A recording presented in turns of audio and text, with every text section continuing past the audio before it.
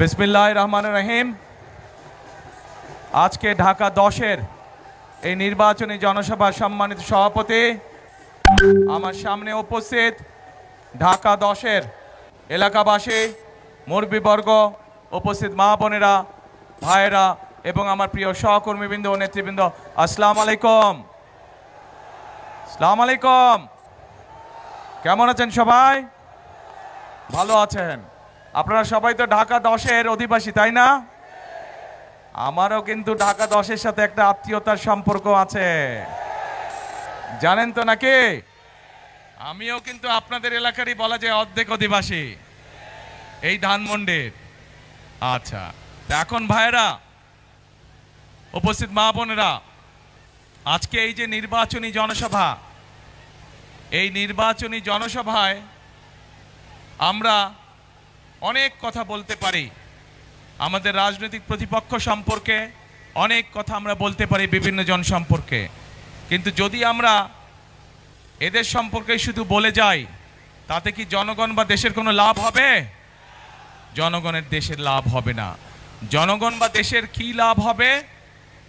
যখন জনগণের ভাগ্য পরিবর্তনের জন্য কোনো পরিকল্পনা থাকবে, কর্মসূচি থাকবে একটি রাজনৈতিক দলের, এবং সে যখন সেই কর্মসূচি এবং পরিকল্পনা জনগণের সামনে তুলে ধরবে এবং জনগণ সেটি বিবেচনা করে তাকে যখন রাষ্ট্র পরিচালনার দায়িত্ব দিবে, তার ফলে যখন জনগণের ভাগ্যের পরিবর্তন হবে, ধীরে ধীরে শুরু হবে, তখনই জনগণের লাভ হবে, তাই তো নাকি? এখন প্রিয় ভাই বোনেরা, এই মুহূর্তে বাংলাদেশে যেই রাজনৈতিক যতগুলো দল আছে, তার মধ্যে আপনারা চিন্তা করে দেখুন, বাংলাদেশের মধ্যে একমাত্র এই মুহূর্তে বিএনপি, বাংলাদেশ জাতীয়তাবাদী দল, তারাই কিন্তু বাংলাদেশের নারীদের কিভাবে স্বাবলম্বী করে গড়ে তুলতে চায়, কিভাবে তাদেরকে শিক্ষিত করে গড়ে তুলতে চায়, সেই কর্মসূচি এবং পরিকল্পনা আছে। এই মুহূর্তে বাংলাদেশে যতগুলো রাজনৈতিক দল আছে, তার মধ্যে বিএনপি একমাত্র রাজনৈতিক দল যাদের পরিকল্পনা আছে এই দেশের তরুণদেরকে, এই দেশের যুবকদেরকে, যারা বিশেষ করে বেকার আছে বা কর্মসংস্থানের অভাব আছে, তাদেরকে কিভাবে প্রশিক্ষণের মাধ্যমে দক্ষ মানুষে পরিণত করে তাদেরকে কর্মসংস্থানের ব্যবস্থা করে দিতে পারবে। প্রিয় ভাই বোনেরা, বাংলাদেশ একটি কৃষি প্রধান দেশ। আমাদের কোটি কোটি মানুষ কৃষি পেশার সাথে জড়িত, নারী পুরুষ সবাই। এখানেও আপনারা যারা আজকে উপস্থিত আছেন, আপনাদের অনেকের পরিবার পরিজন, আত্মীয় স্বজন গ্রামে বসবাস করে এবং তাদের মধ্যে অনেকেই কৃষি কাজের সাথে জড়িত, তাই নয় কে? আপনারা হয়তো প্রত্যক্ষ নাহলে পরোক্ষেও অনেকভাবে অনেকের জায়গা জমি আছে, আপনারা পরোক্ষভাবে হলেও কৃষি কাজের সাথে জড়িত। প্রিয় ভাই বোনেরা, আমরা সিদ্ধান্ত গ্রহণ করেছি এই মুহূর্তে বিএনপির একমাত্র পরিকল্পনা আছে কিভাবে কৃষকদেরকে কৃষি কার্ড দেওয়ার মাধ্যমে কৃষকদের পাশে দাঁড়াবে। ঠিক যেভাবে আমরা বাংলাদেশের সকল মায়েদের বা গৃহিণীদের পাশে ফ্যামিলি কার্ড নিয়ে দাঁড়াবো, ফ্যামিলি কার্ডের মাধ্যমে যেভাবে আমরা প্রান্তিক খেটে খাওয়া যে মারা আছেন, গৃহিণীরা আছেন, তাদেরকে আমরা সারা বাংলাদেশ গ্রাম শহর সব জায়গায় তাদেরকে যেভাবে আমরা স্বাবলম্বী করে গড়ে তুলতে চাই, ঠিক একইভাবে কৃষক ভাইদেরকে কৃষি কার্ড দেওয়ার মাধ্যমে, তাদেরকে সহযোগিতা করার মাধ্যমে আমরা তাদেরকেও স্বাবলম্বী করে গড়ে তুলতে চাই। এই মুহূর্তে একটু আগে যেটি বললাম বক্তব্যে, যে বিএনপি একমাত্র দল যাদের কর্ম পরিকল্পনা এবং কর্মসূচি রয়েছে কিভাবে বাংলাদেশের তরুণদেরকে বিভিন্ন প্রশিক্ষণের মাধ্যমে দক্ষ মানুষে পরিণত করবে এবং দেশেই হোক বিদেশি হোক কর্মসংস্থানের ব্যবস্থা করবে। আমাদের পরিকল্পনা রয়েছে কিভাবে আমরা সারা বাংলাদেশের স্কুল শিক্ষকদেরকে আমরা কম্পিউটার প্রদানের মাধ্যমে ধীরে ধীরে তাদেরকে এমন একটি অবস্থানে নিয়ে আসবো যেখানে তারা প্রত্যেকটি শিক্ষক কম্পিউটার সিস্টেমের আওতায় এসে তাদের ছাত্রদেরকে সঠিকভাবে শিক্ষা প্রদান করতে পারবেন। প্রিয় ভাই বোনেরা, বিএনপি একমাত্র দল যারা পরিকল্পনা গ্রহণ করেছে বাংলাদেশে, সেটি শহরেই হোক গ্রামেই হোক, প্রান্তিক মানুষ যারা আছেন, খেটে খাওয়া মানুষ যারা আছেন, তাদের কাছে কিভাবে প্রান্তিক চিকিৎসা সেবা পৌঁছে দেওয়া যায় স্বাস্থ্যকর্মী নিয়োগ করার মাধ্যমে। আমরা পরিকল্পনা গ্রহণ করেছি 1,00,000 স্বাস্থ্যকর্মী নিয়োগ করব আমরা সারা বাংলাদেশে, যাদের মধ্যে শহরে গ্রামে সকল জায়গায় মানুষকে তারা চিকিৎসা সেবা পৌঁছে দিবে। এর মাধ্যমে 1,00,000 মানুষের যেরকম কর্মসংস্থান হবে, ঠিক একইভাবে এরা মানুষের দোরগোড়ায় স্বাস্থ্য সেবাও পৌঁছে দিবে। প্রিয় ভাই বোনেরা, বিএনপির পরিকল্পনা আছে এই দেশের ধর্মীয় ব্যক্তিত্ব যারা, বিভিন্ন মসজিদ মাদ্রাসার ইমাম খতিব মুয়াজ্জিম সাহেব যারা, বিভিন্ন ধর্মীয় গুরু যারা আছেন, তারা মানবেতর জীবনযাপন করেন অধিকাংশ মানুষ, এবং এই মানুষগুলোর ব্যাপারেও আমরা চিন্তা ভাবনা করেছি যে তাদেরকে আমরা সরকারের পক্ষ থেকে একটি সম্মানের ব্যবস্থা করব, যাতে করে তারা একটি সম্মানজনক জীবনযাপন করতে পারে। এখন প্রিয় ভাই বোনেরা, এই হচ্ছে সংক্ষেপে বিএনপির পরিকল্পনা, বিএনপি কিভাবে করতে চায়। আমাদের বহু 1.5 কোটির মতন প্রবাসী আছেন, বাংলাদেশি মানুষ যারা বিদেশে কাজ করছেন, কষ্ট করে বৈদেশিক মুদ্রা এই দেশের মানুষের জন্য পাঠাচ্ছেন। এই প্রবাসীদের জন্য আমরা সিদ্ধান্ত গ্রহণ করেছি তাদের যাতে সমস্যা হয়রানি কম হয় এয়ারপোর্টে আসলে পরে, এবং যখন তারা কাজ শেষ করে দেশে ফিরে আসবেন সেই সময় যাতে তারা একটি নিরাপদ জীবনে থাকতে পারেন, সেই জন্য তাদেরকে আমরা প্রবাসী কার্ড দেবার সিদ্ধান্ত গ্রহণ করেছি। প্রিয় ভাই বোনেরা, এইগুলো হচ্ছে বিএনপির পরিকল্পনা। এরকম আরো পরিকল্পনা আমাদের রয়েছে। এই পরিকল্পনার মূল লক্ষ্য এবং উদ্দেশ্য হচ্ছে এই দেশের মানুষের ভাগ্যের পরিবর্তন করা, এই দেশের ভাগ্যের পরিবর্তন করা। যেই কথাটি প্রথমেই বলেছি ভাই বোনেরা, এই মুহূর্তে বিএনপি একমাত্র রাজনৈতিক দল যাদের সামনে পরিকল্পনা আছে, যাদের সামনে দেশ এবং জনগণের জন্য কর্মসূচি আছে, এবং সবচাইতে বড় ব্যাপার, বিএনপি একমাত্র রাজনৈতিক দল যাদের এই মুহূর্তে দেশ পরিচালনার অভিজ্ঞতা রয়েছে। শহীদ রাষ্ট্রপতি জিয়াউর রহমান যে সময় দেশ পরিচালনা করেছিলেন, উনি দুর্ভিক্ষ কবলিত একটি দেশে খাদ্য উৎপাদন বৃদ্ধি দ্বিগুণ করেছিলেন, এবং শুধু তাই নয়, সেই খাদ্য উৎপাদন দ্বিগুণ করে উনি বিদেশে পর্যন্ত খাদ্য রপ্তানি করেছিলেন বাংলাদেশের মানুষের খাদ্য সরবরাহ করার পরও। দেশনেত্রী খালেদা জিয়া যখন দেশ পরিচালনা করেছেন, উনি বাংলাদেশে এত শিল্প কলকারখানা তৈরি করতে সক্ষম হয়েছিলেন, বাংলাদেশের মানুষের কর্মসংস্থানের ব্যবস্থা করেছিলেন।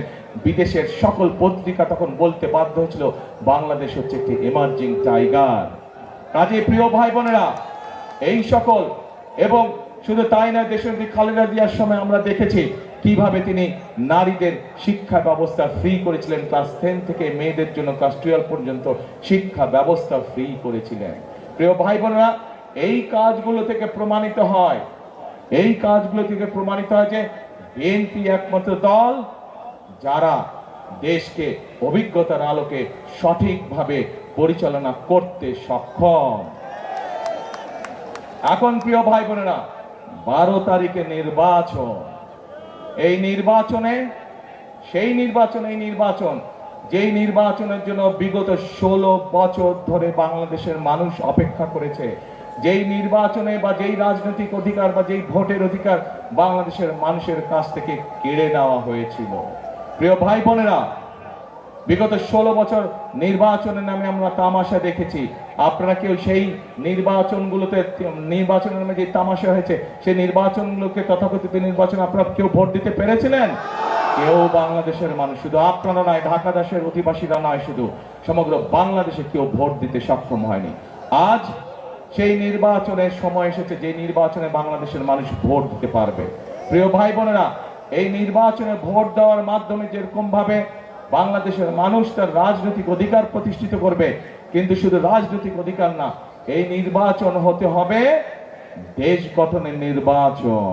এই নির্বাচন হতে হবে বাংলাদেশের মানুষের ভাগ্য পরিবর্তনের নির্বাচন। প্রিয় ভাই বোনেরা, সেজন্যই আমি বলেছি, এই নির্বাচন শুধু ভোট দেওয়ার নির্বাচন নয়। এই নির্বাচনের মাধ্যমে আমাদের জুলাই শহীদ যারা আছেন, জুলাই অভ্যুত্থানের যারা হতাহত ব্যক্তিরা আছেন, শুধু তাই নয়, 1971 সালে স্বাধীনতা যুদ্ধে যে সকল শহীদ হয়েছেন, তাদের যে প্রত্যাশিত বাংলাদেশ আছে, সেই বাংলাদেশ গড়ার নির্বাচন হচ্ছে 12ই ফেব্রুয়ারি। প্রিয় ভাই বোনেরা, আমরা এই ধানমন্ডি এই নির্বাচনী ঢাকা 10 এলাকা থেকে আমরা আমাদের ধানের শীষের প্রার্থী করেছি আমরা রবিকে। এই রবির হাতে আমরা আনুষ্ঠানিকভাবে আজকে আমি ধানের শীষ তুলে দিচ্ছি।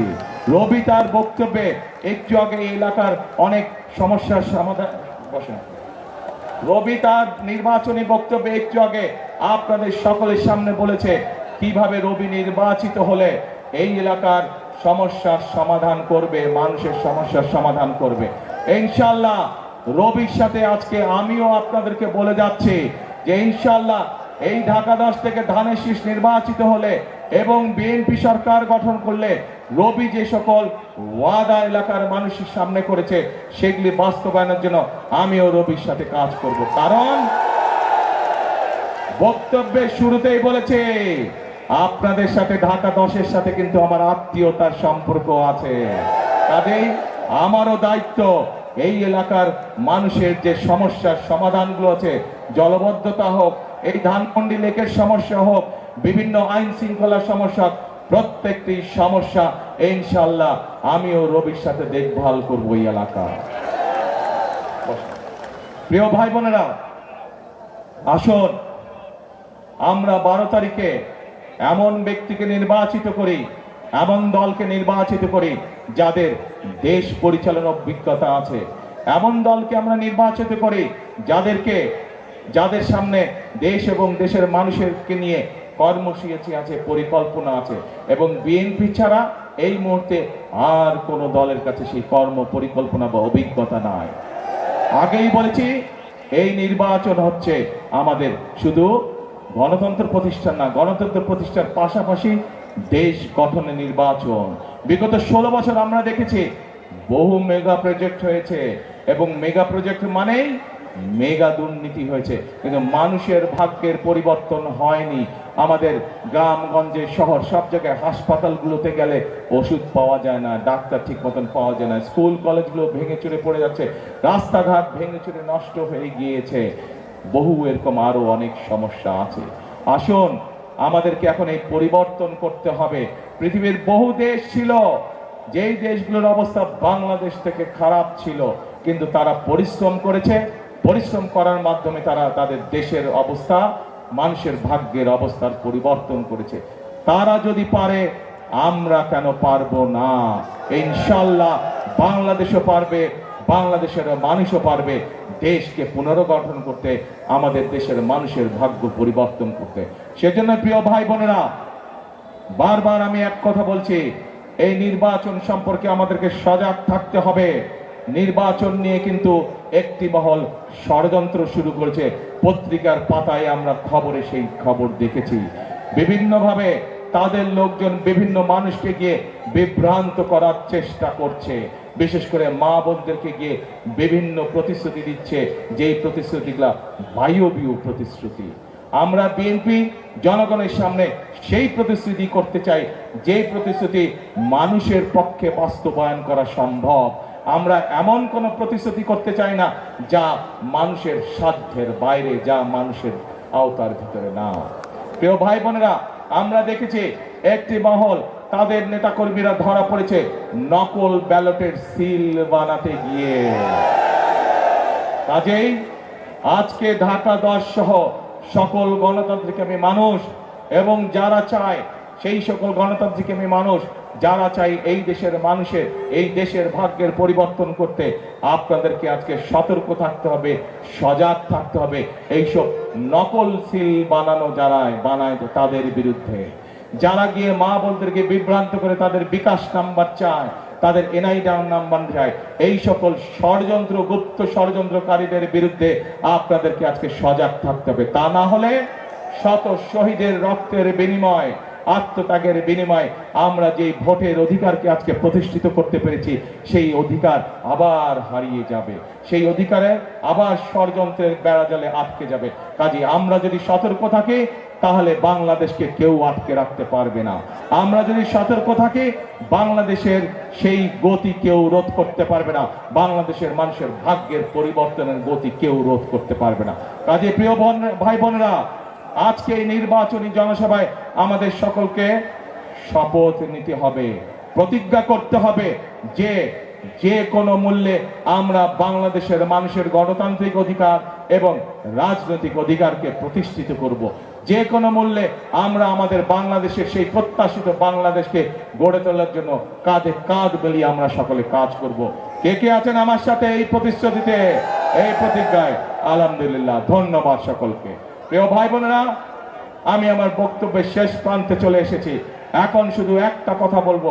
এ মাইকালা, এ ছোট মাইক, এ মাইক্রোফোন, আগে কথা শুনো আমার। আমি এখন একটি কথা দৃঢ়ভাবে বিশ্বাস করি, যেই কথা শহীদ রাষ্ট্রপতি জিয়াউর রহমান বিশ্বাস করতেন। আমি একটি কথা মনে প্রাণে ধারণ করি, যেই কথাটি দেশনেত্রী খালেদা জিয়া মনে প্রাণে ধারণ করতেন। এই সেটি হচ্ছে, এই বাংলাদেশই হচ্ছে আমাদের প্রথম এবং শেষ ঠিকানা। দেশনেত্রী খালেদা জিয়া শত অত্যাচার, নির্যাতন, জুলুমের মুখেও এই দেশের মানুষকে রেখে উনি চলে যান নাই। ওনার সন্তান হিসাবে আমি জানি ওনাকে বিভিন্ন সময় প্রস্তাব দেওয়া হয়েছিল। সেই প্রস্তাবে বলা হয়েছিল, আপনি যদি দেশ ছেড়ে চলে যান তাহলে আপনাকে জেল জুলুমের শিকার হতে হবে না। কিন্তু উনি বলেছিলেন, এই দেশই আমার প্রথম, এই দেশই আমার শেষ ঠিকানা, এবং এই দেশের মানুষ হচ্ছে আমার পরিবার। উনি ওনার পরিবারকে রেখে যাননি।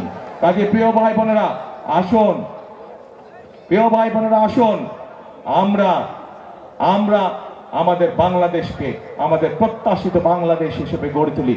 তার জন্য আমাদেরকে পরিশ্রম করতে হবে, কষ্ট করতে হবে, ঐক্যবদ্ধ থাকতে হবে।